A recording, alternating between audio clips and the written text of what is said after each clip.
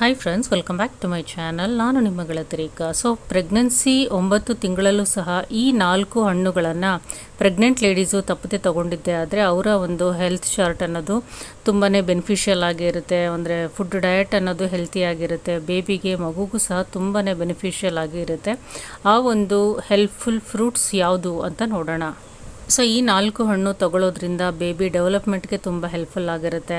ಮದರ್ದು skin ತುಂಬ ಚೆನ್ನಾಗಿರುತ್ತೆ, hairs ಚೆನ್ನಾಗಿ ಗ್ರೋ ಆಗುತ್ತೆ. ಅದ್ರ ಜೊತೆಗೆ ಮದರ್ಗೆ ಏನಾದರೂ ವಾಮಿಟಿಂಗ್ ಸೆನ್ಸೇಷನ್ ಇತ್ತು ಪ್ರೆಗ್ನೆನ್ಸಿಯಲ್ಲಿ ಅಂತ ಹೇಳಿದ್ರೆ ಅದೆಲ್ಲ ಕಂಟ್ರೋಲ್ಗೆ ಬರುತ್ತೆ. ಸೊ ಆ ಒಂದು ಫ್ರೂಟ್ಸ್ ಯಾವುದು ಅಂತ ನೋಡೋಣ. ಮೊದಲನೇದಾಗಿ ಸೀಬೆಕಾಯಿ ಅಥವಾ ಸೀಬೆಹಣ್ಣು, ಗಾವಾ ಫ್ರೂಟ್.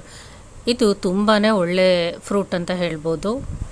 ಇದನ್ನು ತಿಂದರೆ ನೆಗಡಿ ಆಗೋಗುತ್ತೆ, ಕೆಮ್ಮು ಬರುತ್ತೆ ಅಂತ ತುಂಬ ಜನ ಹೇಳ್ತಾ ಇರ್ತಾರೆ. ಬಟ್ ಅದೆಲ್ಲ ತಪ್ಪು. ಗಾವಾ ಫ್ರೂಟಲ್ಲಿ ನಮಗೆ ರಿಚ್ ಆಗಿ ಆ್ಯಂಟಿ ಆಕ್ಸಿಡೆಂಟ್ಸ್ ಇರುತ್ತೆ, ಫೈಬರ್ಸ್, ವೈಟಮಿನ್ಸ್, ಮಿನರಲ್ಸ್, ಆ್ಯಂಟಿ ಬ್ಯಾಕ್ಟೀರಿಯಲ್ ಪ್ರಾಪರ್ಟೀಸು ಸಹ ಇರುತ್ತೆ. ಇದು ಇಮ್ಯುನಿಟಿ ಬೂಸ್ಟರ್ ಆಗಿ ವರ್ಕ್ ಮಾಡುತ್ತೆ, ಬ್ಲಡ್ ಶುಗರ್ ಲೆವೆಲ್ಸನ್ನು ರೆಗ್ಯುಲೇಟ್ ಮಾಡುತ್ತೆ, ಡೈಜೆಷನನ್ನು ಇಂಪ್ರೂವ್ ಮಾಡುತ್ತೆ, ಹಾರ್ಟ್ ಹೆಲ್ತ್ಗೆ ಸಹ ತುಂಬ ಒಳ್ಳೆಯದು. ಇಷ್ಟೊಂದು ಬೆನಿಫಿಷಿಯಲ್ ಇರುವಂಥ ಗಾವಾ ಫ್ರೂಟನ್ನು ಪ್ರೆಗ್ನೆನ್ಸಿಯಲ್ಲಿ ತೊಗೊಂಡಿದ್ದೆ ಆದರೆ ಮದರ್ಗೆ ಮತ್ತು ಬೇಬಿ ಹೆಲ್ತ್ಗೆ ತುಂಬಾ ಒಳ್ಳೆಯದು. ಸೊ ಇದನ್ನು ನೀವು ಬರೀ ಹೊಟ್ಟೆಯಲ್ಲಿ ತೊಗೊಳ್ಬಾರ್ದು, ಬೆಳಗ್ಗೆ ಎದ್ದ ತಕ್ಷಣ ಬರೀ ಹೊಟ್ಟೆಯಲ್ಲಿ ತೊಗೋಬಾರ್ದು. ನೀವು ಬ್ರೇಕ್ಫಾಸ್ಟು, ಲಂಚು, ಮಿಡಲ್ ಅಲ್ಲಿ ತೊಗೋಬೋದು, ಅಂದರೆ ಮಿಡ್ ಮೀಲ್ಸ್ ರೀತಿ ತೊಗೋಬೋದು, ಅಥವಾ ಈವ್ನಿಂಗ್ ಟೈಮಲ್ಲಿ ತೊಗೋಬೋದು. ಸೀಬೆಕಾಯನ್ನು ಹಾಗೆ ತಿನ್ನೋ ಬದಲು ಅದಕ್ಕೆ ಸ್ವಲ್ಪ ಉಪ್ಪು, ಖಾರ, ಏನಾದರೂ ಸ್ಪೈಸಸನ್ನು ಆ್ಯಡ್ ಮಾಡ್ಕೊಂಡು ತಿಂದರೆ ಯಾವುದೇ ರೀತಿಯಾದ ತೊಂದರೆ ಗರ್ಭಿಣಿ ಸ್ತ್ರೀಗೆ ಆಗೋದಿಲ್ಲ. ಇದರಿಂದ ತುಂಬಾ ಬೆನಿಫಿಷಿಯಲ್ಸು ಇದೆ. ನೆಕ್ಸ್ಟ್ ಇನ್ನೊಂದು ಫ್ರೂಟು ನೋಡೋದಾದರೆ ಆರೆಂಜ್ ಫ್ರೂಟ್, ಅಂದರೆ ಕಿತ್ತಳೆ ಹಣ್ಣು. ಇದನ್ನು ನೀವು ಕಂಪ್ಲೀಟ್ ಪ್ರೆಗ್ನೆನ್ಸಿ ಪೀರಿಯಡಲ್ಲಿ ಡೈಲಿ ತಿಂದರೂ ಸಹ ಯಾವುದೇ ರೀತಿಯಾದ ತೊಂದರೆ ಆಗೋದಿಲ್ಲ. ಇದರಲ್ಲಿ ವೈಟಮಿನ್ ಸಿ ರಿಚ್ ಆಗಿರೋದ್ರಿಂದ ಇದು ಮದರ್ಗೆ ತುಂಬಾ ಒಳ್ಳೆಯದು.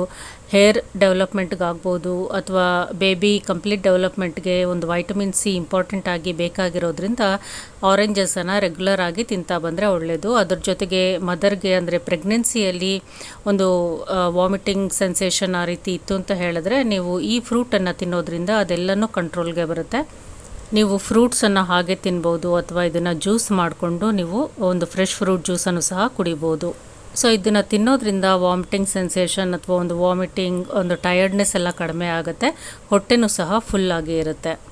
ಸೊ ನೆಕ್ಸ್ಟ್ ಫ್ರೂಟ್ ನೋಡೋದಾದರೆ ಇದು ಸೀಸನಲ್ ಫ್ರೂಟು, ಮ್ಯಾಂಗೋ. ಈ ಸೀಸನಲ್ಲಿ ಮ್ಯಾಂಗೋ ಸಿಗೋದ್ರಿಂದ ನೀವು ಹಣ್ಣುಗಳನ್ನು ತಿನ್ಬೋದು.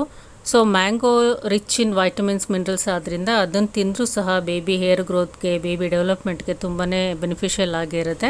ಸೊ ಮಾವಿನ ಹಣ್ಣು ತಿನ್ನೋದ್ರಿಂದ ಬಾಡಿ ಹೀಟಪ್ ಆಗುತ್ತೆ ಅಂತಲೂ ಕೆಲವರು ಹೇಳ್ತಾರೆ. ನೀವು ರೆಗ್ಯುಲರ್ ಆಗಿ ಒಂದು ಮ್ಯಾಂಗೋ ಪೂರ್ತಿ ತಿನ್ನೋ ಬದಲು ಒಂದು ಅಥವಾ 2 ಪೀಸು ಹಣ್ಣನ್ನು ತಿನ್ಬೋದು. ರಾ ಮ್ಯಾಂಗೋನ ತಿನ್ನೋದು ಸ್ವಲ್ಪ ಅವಾಯ್ಡ್ ಮಾಡಬೇಕು. ಅಂದರೆ ಮಾವಿನಕಾಯಿಯನ್ನು ಡೈರೆಕ್ಟಾಗಿ ತಿನ್ನೋದು ಸ್ವಲ್ಪ ಅವಾಯ್ಡ್ ಮಾಡಬೇಕು. ಮಾವಿನಕಾಯಿ ತಿನ್ನೋದ್ರಿಂದ ಕೆಲವ್ರಿಗೆ ಹೊಟ್ಟೆ ತೊಳ್ಸ್ದಂಗೆ ಆಗುತ್ತೆ, ಕೆಲವ್ರಿಗೆ ವಾಮಿಟಿಂಗ್ ಆಗುತ್ತೆ. ಜಾಸ್ತಿ ತಿಂತಾ ಬಂದರೆ ಒಂದು ಲೂಸ್ ಮೋಷನ್ ಆಗುವಂಥ ಚಾನ್ಸಸ್ ಇರುತ್ತೆ. ಮಾವಿನಕಾಯಿಯನ್ನು ತುರ್ಕೊಂಡು ಸಲಾಡ್ಸ್ ರೀತಿನೋ ಅಥವಾ ಒಂದು ಫುಡ್ಗೋ ಸೇರಿಸ್ಕೊಂಡು ತಿನ್ಬೋದು. ರಾ ಮ್ಯಾಂಗೋನ ಡೈರೆಕ್ಟಾಗಿ ತಿನ್ನೋದನ್ನು ಸ್ವಲ್ಪ ಅವಾಯ್ಡ್ ಮಾಡಿ. ಮಾವಿನ ಹಣ್ಣನ್ನು ನೀವು ಖಂಡಿತವಾಗ್ಲೂ ತಿನ್ಬೋದು. ಅದು ಸೀಸನಲ್ ಆದ್ದರಿಂದ 1-2 ತಿಂಗಳು ಸಿಗುತ್ತೆ ನಿಮಗೆ. ಸೊ ಅದು ಡೈಲಿ ಅರ್ಧ ಮಾವಿನ ಹಣ್ಣನ್ನು ತಿನ್ನೋದ್ರಿಂದ ಯಾವುದೇ ರೀತಿಯಾದಂಥ ತೊಂದರೆ ಆಗೋದಿಲ್ಲ. ಸೊ ನೆಕ್ಸ್ಟ್ ಇನ್ನೊಂದು ತುಂಬ ಇಂಪಾರ್ಟೆಂಟ್ ಫ್ರೂಟ್ ಅಂತ ಹೇಳಿದ್ರೆ ಅವಕ್ಯಾಡೋ.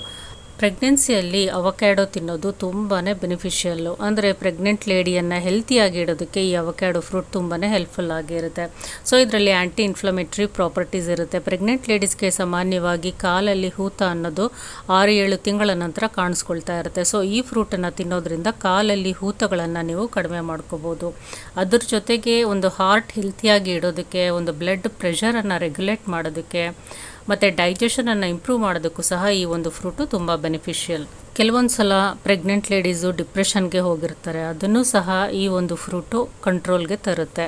ಸೊ ಈ ಒಂದು ಅವಕ್ಯಾಡೋ ಫ್ರೂಟ್ ಪ್ರೆಗ್ನೆನ್ಸಿಯಲ್ಲಿ ತಪ್ಪದೇ ಎಲ್ಲರೂ ತಗೊಳ್ಳೇಬೇಕಾಗತ್ತೆ.